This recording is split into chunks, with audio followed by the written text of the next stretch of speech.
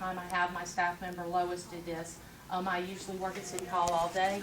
However, if the neighborhood wants me to address a specific issue in person, please let me know. Ms. Jeanty will contact me, and I will be here to speak to the issue. But this is Lois. If you haven't met her, she is the one who handles all of my neighborhood meetings, all of the neighborhood complaints. She has a complaint form here that she does fill out and takes back to us.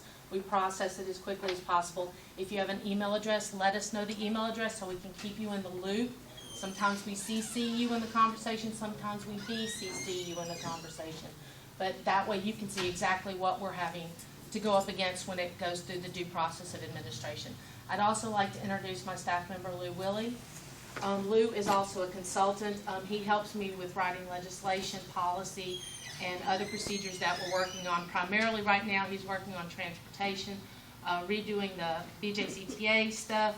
We're working in Washington to do that, to expand all of our routes within the next 4 years.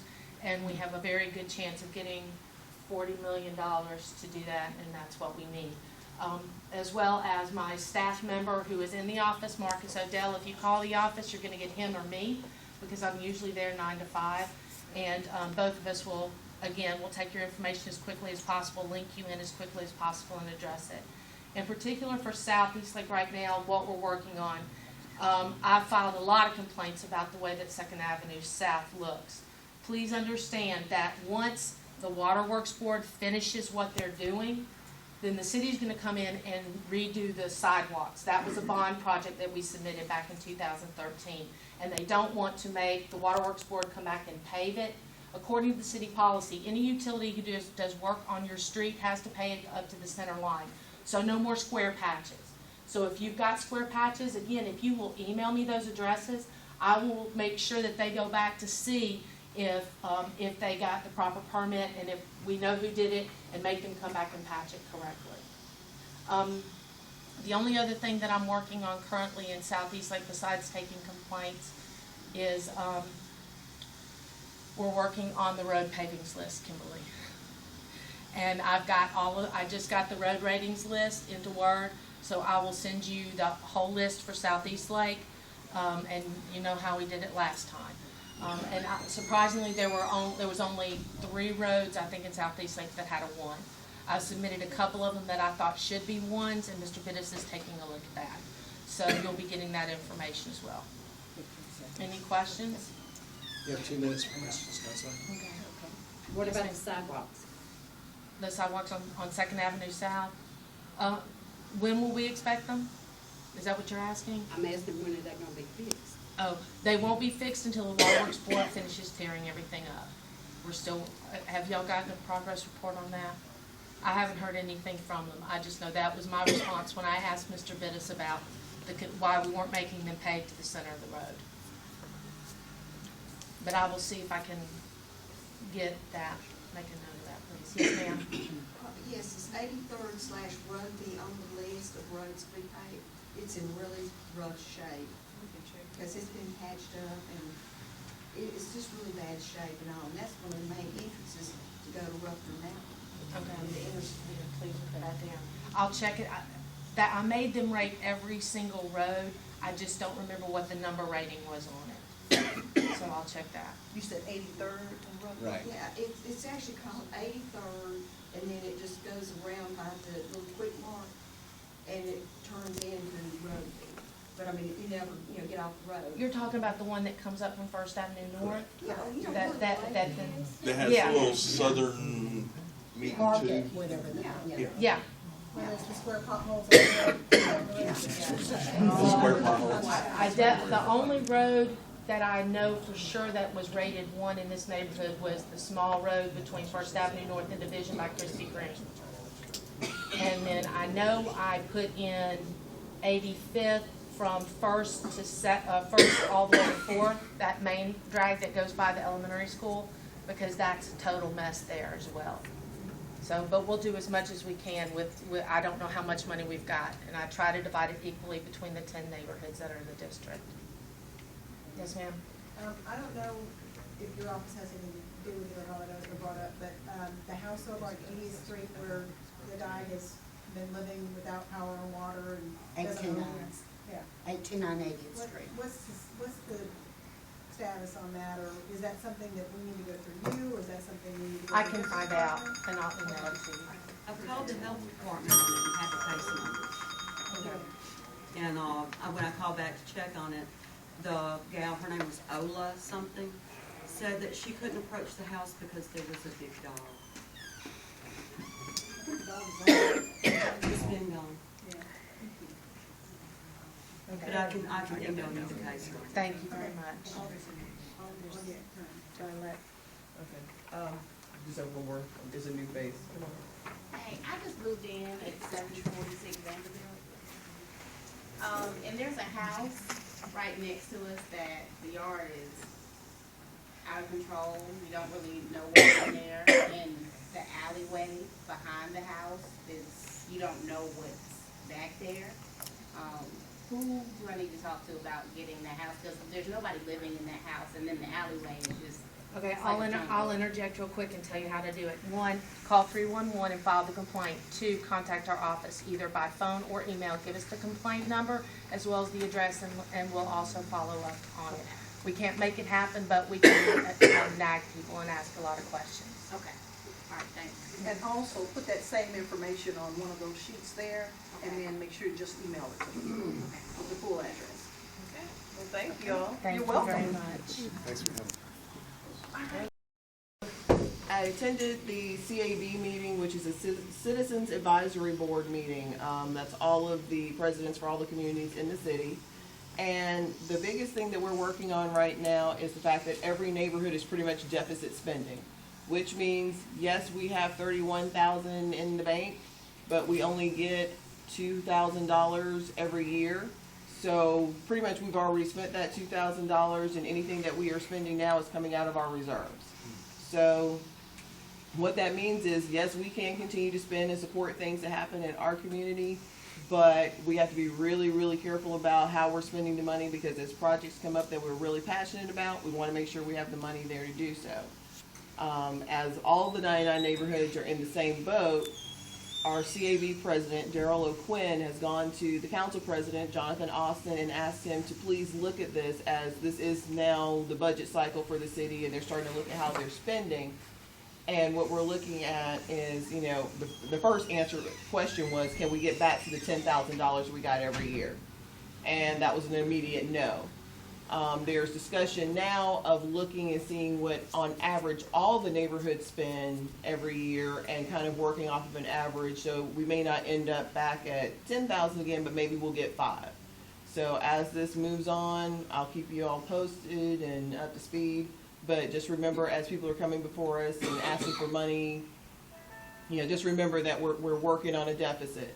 And as people are asking for money, if you've already asked before in the past, I know I've shared this with Eastlake United Methodist Church and Pier, just keep in mind that if you're coming with that usual ask, we're going to ask you to take that down a little bit, just so that we're not left with just nothing to spend. Next thing, through CAB, I know all of you are kind of used to candidates coming up for re-election and coming in and saying, hi, I'm so-and-so, vote for me, blah, blah, blah. That's a wrap. They can't do it anymore.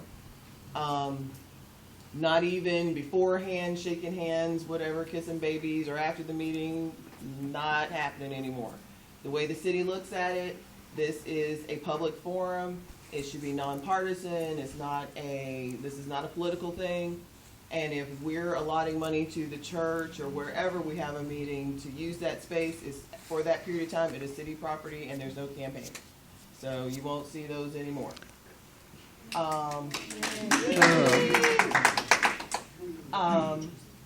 The next thing I have is 2 minutes. Okay. Lighting up the neighborhood. I don't know about anybody else on my street. Not everybody leaves their porch light on anymore. Street lights are not necessarily dependable. If you're shining a light, if you're brightly lit around your house, criminals really do not like to be seen. That's why they generally function at night. Some of them wait till you're not home. So we'd like to start a campaign in the neighborhood where we're lighting up our blocks. I did it by accident. I put a 100-watt fluorescent in my front porch, replacing something, and now you can see me from space. So, you know, something as small as that, if we're all doing it, It's a small step to taking our streets back. There's studies that show that well-lit neighborhoods have less crime. Just something to consider. And one more thing before I start grabbing questions. East Lake Farmers Market starts this Saturday. Yay! So we'd love for you all to come out and support. It's May until October. Fresh produce. I think this is strawberries, right? This is strawberries. So please come on out. And there was a question in the back. Oopsie, hi. And there's free strawberry shortcake. Hallelujah.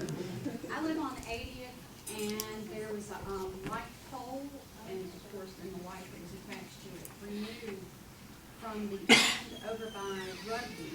It's really dark there, and so my neighbor was telling me yesterday that she complained, and they told her that they could not replace it, so she is paying for the light, for the electricity. They went ahead and put another one up.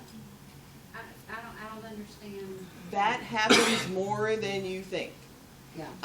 And most people think that, the light is, a municipality thing. It's not necessarily. I got 15 seconds. Basically, it's kind of luck of the draw. It really depends on how it was drawn up in the plans. If a developer did it, then it was supposed to be part of the development. It's really complicated. So that does happen. There's not a whole lot people can do about it. But it was there already. That's what I don't know. That's okay. I know I'm president anyway. Basically, what happens is it may go up that way, but not all lights, like many things around here, has a maintenance plan. And it's up right now. Woohoo! We did it. Okay, cool. But if something happens to it, there's no maintenance plan.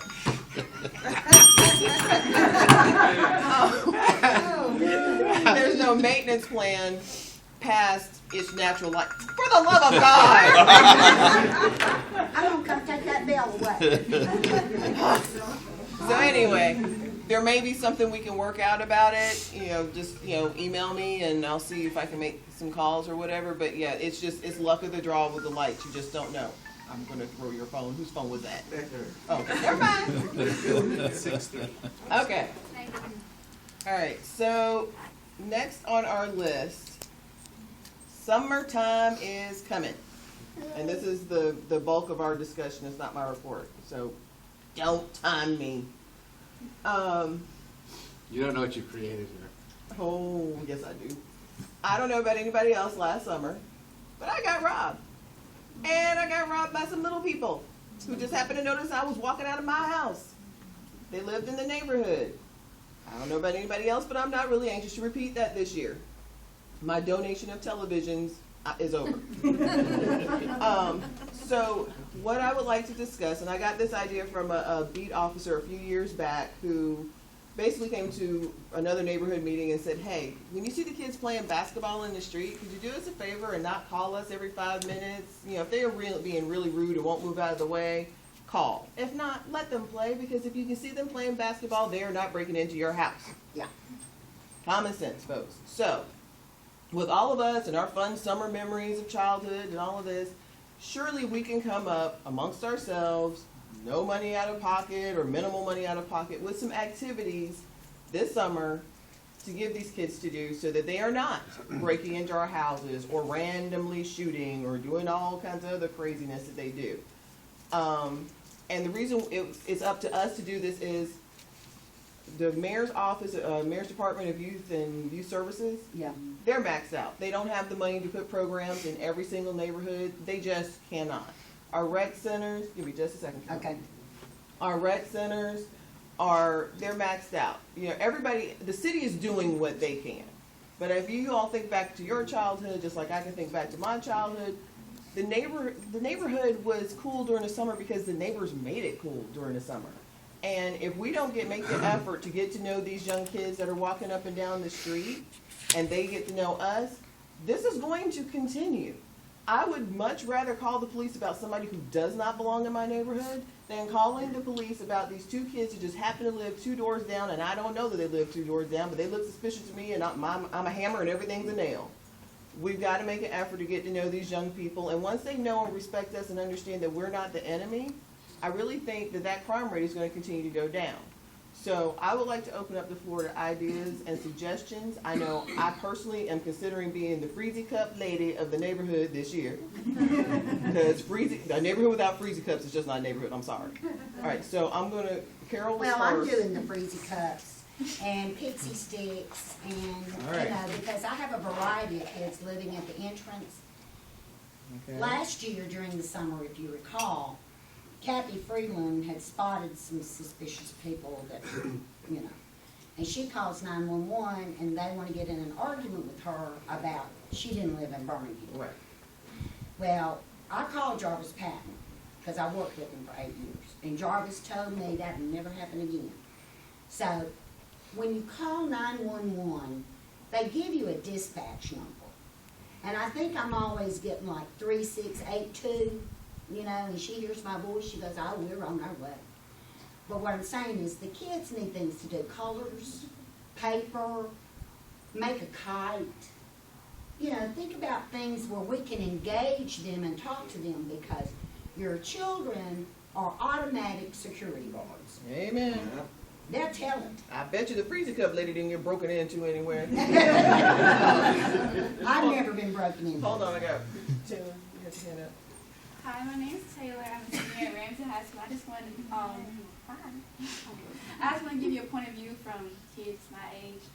In school, we're always talking about how there's nothing to do during the summer because Birmingham doesn't have a lot, like a theme park or any malls close to here. So during the summertime, that's really when they're really bored and they really want to rob. So you'd be more safe, lock your doors and all that. And also, it might be hard to believe, but we like community service. So if you have something like that, just spread the word. They like to have something to do, community service hours for college, stuff like that. Good work. My child, lady. Okay. Makes mama proud. I raised the right, then. My name's Benjamin. Yeah. I have 7 minutes to talk tonight, but this is very important, so that's why I want to speak now. At the East 59 meeting, I mentioned the Olivia House summer camp. If you want to get to know the kids, all you got to do is come down here, because this is where the kids are. Spend some time, not in the church as much, but this is where the kids are, from the neighborhood. So if you really want to get, and especially the preventative, you meet them here from 10, 12, 13 years old. You've met them before they become 15, 16, 17, and that gap starts. So, Miss Cheryl's here, I'm here. If you want to do some kid stuff, it's right here. Awesome. In the corner. Due to the Shameful plug for the library, we're talking about activities for children, teens, and adults. Summer reading starts May 1st. Sign up for the Cottree Foundation football clinic and tailgate party. Go to your local library or bplonline.org. Awesome. Awesome. Mr. Bell. One of the things that I remember as a kid, and I was talking to you about this, when I was growing up, all the neighbors knew each other. And it's not like that so much in this neighborhood. When I went around and introduced myself to the people that just live on my street, a couple of them looked at me like, what's this white man knocking on my door about? You know, and I hate to be racist about it, but I'm the only white guy that lives on my particular block, but that's okay.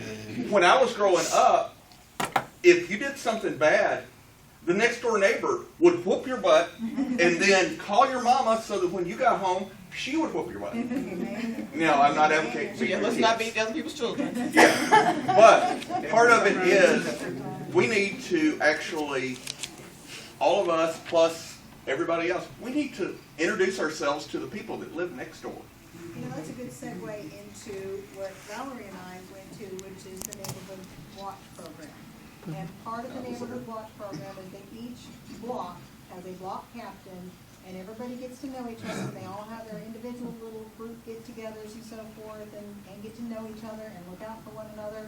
You know, I let my neighbor know when I'm gonna be out of town so that they, you know, they can keep an eye on my house and vice versa, and, you know, let me know when my dogs are up a Ruffner Mountain or whatever else, you know. But because we like Frank. Yeah. I'll send him up your way again. But anyway, the point is that the whole purpose of the Neighborhood Watch Program is to get to know your neighbors, to look out for one another, and whether you do it, you know, through the program or like what Carol does is she does it kind of independently. She's gotten to know her neighbors. Yeah. They communicate and, they have that, Camaraderie. the camaraderie, exactly. So that you know what's going on. You know when something looks suspicious. You know when you want to go ahead and call 911 or, whatever. needs to be And done. But- there's enough people in here, and I know we don't all live in like a 3-block area. If all of us just go out and introduce, you don't have to go around the whole block, just the one street that your block's on. And, hi, how you doing? Blah, blah, blah.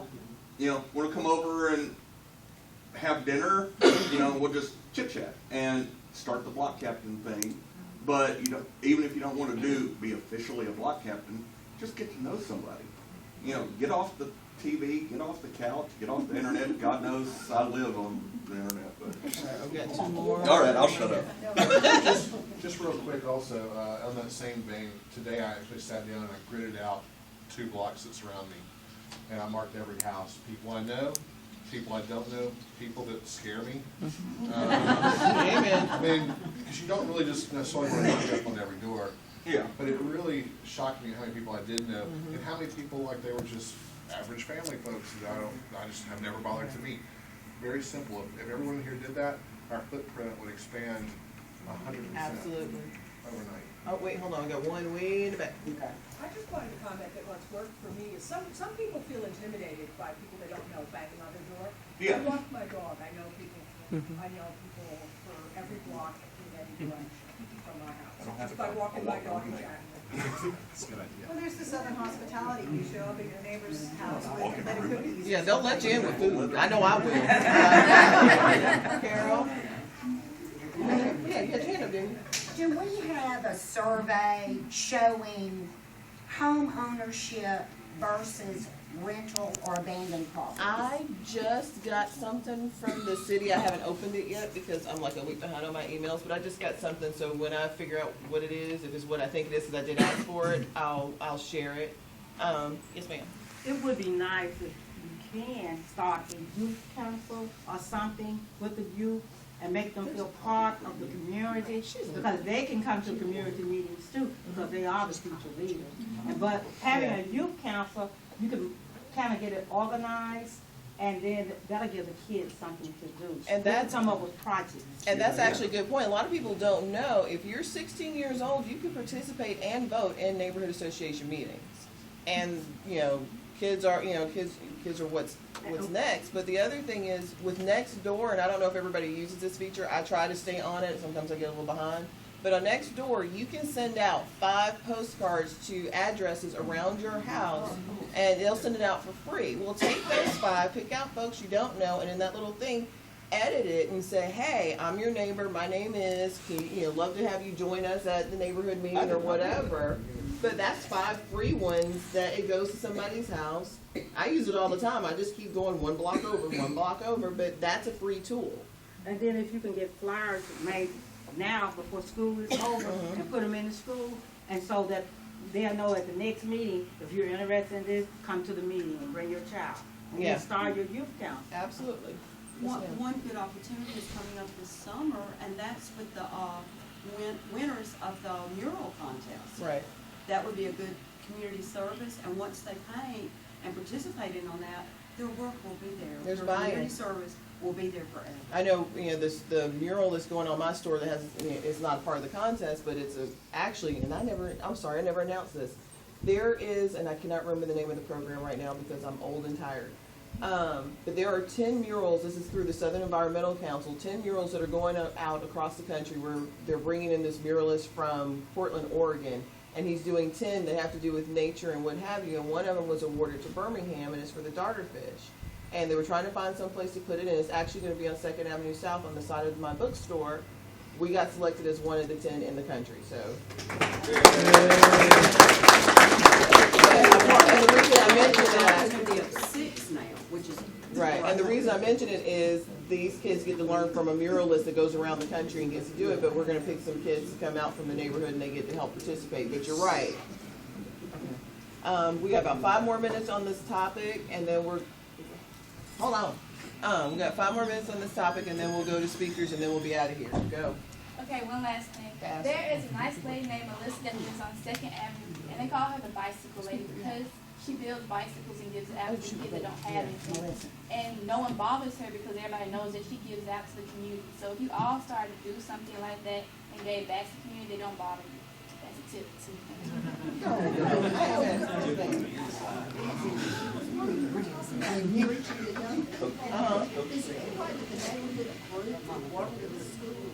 Said we could come up with some programs and. Absolutely, and the schools welcome that stuff, you know, working with the PTA. And that's something that maybe we, you know, it's a little late to kind of get the PTA started for this year, but that's something to definitely start getting a presence in the schools next school year and rolling it all the way through, because it's not just it's not just summer, it's Christmas, it's spring break, anytime they have time off and, you know, they're home alone and they get these crazy ideas, we need to wrap that up, or knock it out. I'd like for some young kids to come help do some stuff for me. Well, we can, well, and, you know, we can use Facebook, you know, and I'll take down everybody's suggestions that we had here tonight, and let's use Facebook as a constant dialogue and see if we can't come up with a calendar of events that's, you know, both community and youth driven, and work with the church as that center point, because they're already going to be here for bikes and the other program, and let's see if we can't start pulling these kids in, because that's going to help us all. And it's hold on one second. We need to wrap this up because there's a vote that we need to take that you just reminded me of, thank God, and then we have a speakers list. So is there anybody who hasn't spoken? The reason I say go to the church is the people at the church have been trained to work with youth. That is true. That's a very protection gap. Right. Somebody who's already been trained and knows what to do. Don't reinvent the wheel. We got some place, let's use it. All right, And the okay. only thing I wanted to interject was please use Nextdoor for crime reports, not Facebook. Absolutely. And it's because the perception of our neighborhood is worse than what Absolutely. it actually is. Okay. Yeah. And I know, Kim, I've thought about this, what people usually think about our neighborhoods, what they hear on the news. I wish that we could come up with something like a T-shirt that we wear with pride, you know. Well, I got news for you. If we start doing this, and we start doing things like this that are new and innovative and they work, and it's not 5 people showing up, it's everybody pitching in because everybody gets a benefit, we can send out our own press release and say, come see what we're doing over here and take this model someplace else. But it has to be everybody working, not just the same 12 that show up everywhere. Okay, so we're going to wrap this subject up, and let's get on with the vote. Mr. Willie? Thank you very much. Every now and then the president. Look at the art contest. Thank you for some of you for submitting. We put this community-wise and hope to do this more often. But be here in the community for good. And I say what we do are opportunities, provide opportunities and resources for children and youth. And the specific things, empowering, enriching, giving them opportunities for music, arts. We partner with a yoga group, learning excellence through tennis. You might see them in the parking lot. And so doing things for youth and also feeding them. We provided at least, this is a low count, but 3,000 meals last year for children and youth. And what we do is feed. Take the farmer's market, a lot of the food comes fresh. But in particular, kind of on that topic for this summer, I'm looking at some opportunities Monday afternoons for children. This is in addition to, as Finn mentioned in the back, we partner with a lot of people to bring all these resources to the community. But in addition to partnering with the Olivia House, some outreach things for younger children interested in music and art, doing some things for them on Mondays, doing some things, empowerment, especially for those youth, giving them some talks. Finn and I have been talking about what they're working on, courage, integrity, respect, huge for youth on Sundays. A lot of different things, and now I'm trying to think, what are some other opportunities we can provide as I say church, but also community center with this space. We have a grill out there that a Boy Scout put together last summer, and so, what does this look like for some community efforts? Y'all have some ideas? I would love to hear them. I would love to talk to whoever. If you have some children that might be interested in some of these programs, please send them my way. If you know some neighbors who are interested, would love just to kind of talk more as the church, how we can help in this endeavor. But I also believe, I know I'm a door knocker. I'm not afraid to knock on all these doors. I know where a lot of these kids live right around us, but I know it happens all around the neighborhood. So I came asking for money just to help in our programming, but I'm also very aware of the deficit, and I'm aware of where funding is. I have asked for $2,000 to help for this year, but I also know I'm looking at funding, and I'm looking at that could be very unrealistic. Maybe there's somewhere in the middle there that the neighborhood could offer us a something. But what I say is this helps to provide resources and pulling together all these partners to the neighborhood. You know, we just want to be a place to reach out into our community with the youth. So y'all might be able to help with how much you are able to fund in our efforts, but I think that's all I have to say. Oh, and one other was the partnership. Sorry. But Melissa Kendrick, I know someone brought, Taylor, you brought up Melissa with the bikes. She has wanted to partner with the church this year. The bikes just got, she said, so big. It was just, she wanted the church to kind of take it on as an outreach. So we're looking at, y'all can kind of go peek, but that corner room, it's on the parking lot, the corner of the church. We cleaned that out a couple Saturdays ago, and we have some of the bikes ready. If any of y'all have bikes to donate, I hope that we can open those windows up some during the farmer's market, during different times of the year, have some people doing some kind of bike repair for kids. You know, so kids who have bikes can come and, you know, work on the bikes. Kids who don't have bikes, Melissa's very particular that those kids earn the bikes. And so we want to do the same thing, you know. Give them bags, say, go pick up some trash. Maybe the older ones can do something else, a little bit more on their level, but earn a bike. It's part of it. So. Thank you. At this time, we want to open up for discussion. If anybody. I want to say thank you to this excellent set of officers. Y'all guys.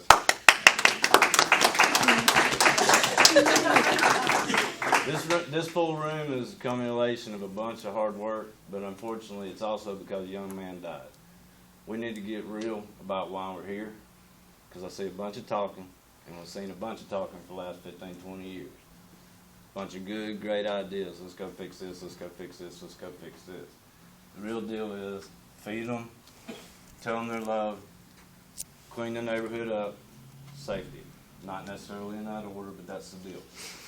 Anybody that met me at East 59 last week, when I told you the squeaky wheel got the grease, look who showed up today. First time in 4 years, the whole staff from District 2. Just because this room is full. We got 50 tonight. Add 10 to each person that you get to vote. We got 550 votes. We can get a new mayor and a district. That's why they're here. They're afraid, because we have power. So every night in the next, however long you stay in East Lake, bring another neighbor. Bring another neighbor. Let's have 300, 400, 500. Then they'll quit shooting. Then they'll quit littering, because we lead the kids. Poor man plans for Friday night. Rich man, I've been planning for 4 generations. I raised my kid here. Yep, a bunch of y'all know her. Graduated UAB, good kid. Hellraiser, just like her daddy, but good kid. All right? So the only reason I'm saying is everybody here, y'all are the seed. Bring 2, 3 more people next week, next month. Keep coming to this room.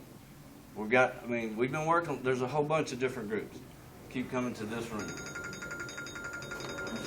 In there. At Olivia house, and I told you before, what we're trying to do is move the portable coolers. Time you walk in these food service stations, they loaded with alcohol. We have kids telling us that they take this alcohol and they drink it, so they are underage. I have gone before the city council over 7 years trying to get a city ordinance passed so they could remove those portable coolers. Unfortunately, I wasn't granted that, so I took it to a state representative, Marika Coleman. She wrote a bill and she introduced it, but they didn't pass it. It's just there at this moment. But what she's trying to do is get a hearing with the ABC board so they can write it in their policy. When people want liquor license, they have to remove those coolers. And all the alcohol will have to go in glass containers near the back of the store. Now, the store owners want to fight it because they say, oh, we can't sell loose beers. We can't sell our beer fast. But I am concerned about our children. And for them to be, some of these kids drive cars. So We're working on that. But I have had town hall meetings over the year, and we had one at Ossie Ware School, and that was in April. And I'd just like to thank your president, because she was on our panel list, and she did a wonderful job. And, you know, let's give her a hand. It makes you feel good when you have the community helping you and supporting you like that. So I just love all of you all, and thank you. And some of you don't. If you don't know me, you missed out. I'm sorry. 'Cause I am great in my own words. Anyway, I'm here to ask, would our neighborhood give Ossie Ware Mitchell, not Vaughn Eagle, Ossie Ware Mitchell football team $500 to help replace football uniforms? Trust me, they need them. I wash them the whole football season. And trust me, if y'all can smell them, y'all would buy new ones every time they play. Another thing, you're talking about getting kids off the street. I worked with gang members for 15 years in the street. I noticed once I showed them that I cared, then all this stopped. I was even told one time by a Birmingham police officer, which I like to win in cardiac arrest, that I stopped a lot of homicides. Well, that's great, fine, and wonderful. I don't want to pat my own self on the back. If I saved one, I did something. Okay, there is 38 football players. They need new uniforms. Church of the Highlands give, but they don't give that much. You know, they're going to give. Well, y'all want them off the street. They practice during the summer. They practice after school. And another way you can support them is come out to their football games. It's your neighborhood. It's your kids in your neighborhood. Come out. The last game of every year, we do a tribute to breast cancer. I try to find someone that's had breast cancer, which one of the teachers had. We recognize them, and the football team wears pink wristbands, pink socks. Okay, I got something else to say now. Look here. Anyway, I'm going to hurry. 15 seconds. The cheerleaders, if you can give them $500. We forget about the girls. And at Ossie Ware, I'm here to tell you, those girls are, whew, there's something else up there. And if we can get them to do something and keep them out of the street, then I don't have to worry about them coming over to the laundromat tearing it up when I'm not there. And, you know, breaking into your house. I heard that the first time. You gotta wrap it up. We're going to go over our hour. Okay, but if you would, I would appreciate it if y'all would vote to give them the money, because they really need it. Y'all not the only ones I'm going to now. And I will get a letter from the school. Okay. And I'm going to businesses. The more money I get, the more uniforms they get. And they need some new ones. And if not, I will bring them over here. No, they ain't necessary. And y'all can smell them. Before I wash them, y'all can smell them. About to start, or actually I'm already starting it. So I'm starting, along with my colleagues in the Regional Planning Commission, the Northeast Area Framework Plan, I believe is the full title. It's basically a follow-up to the comprehensive plan. We've already done 3 in different areas, the western area, North Birmingham, Titusville. So Northeast area is going to include Cahaba, the communities of, so all the neighborhoods within those communities too. Cahaba, Roebuck, Southeast Lake, Huffman, and East Pinson Valley. So I'll be going to all the neighborhood associate meetings over the next few months probably. Right now we're setting up a steering committee of all the neighborhood, not all the neighborhood officers, but at least the presidents, or at least representative of every single neighborhood. The big institutions, big nonprofits. And they'll help us like guide initial feedback, and then once we start the big public meetings in the summer, in the fall, next spring, you guys will all be invited, obviously. What I'm doing right now is setting up an existing conditions document. It's going to have all the information about your community that you ever want. Demographics, property conditions, we're surveying every single property, see if it's vacant, what land use it is, deteriorated, dilapidated, occupied, all that good stuff.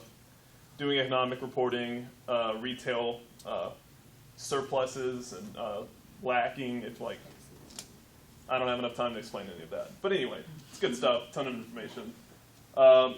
And then the framework plan itself will have these sections. It'll have community renewal, which will be about the built environment, housing, different policies, green systems, which will cover parks, stormwater, food systems, economic vitality, which will focus on jobs, workforce development, transportation, which will be probably the big section on transit, road layout, truck routes, you name it. Then lastly will be land use, basically where's the commercial property, where's the industrial, where's the residential, and then that'll influence zoning. And right now we're rewriting our zoning ordinance, and once we adopt the framework plan, that'll influence the rezoning next year.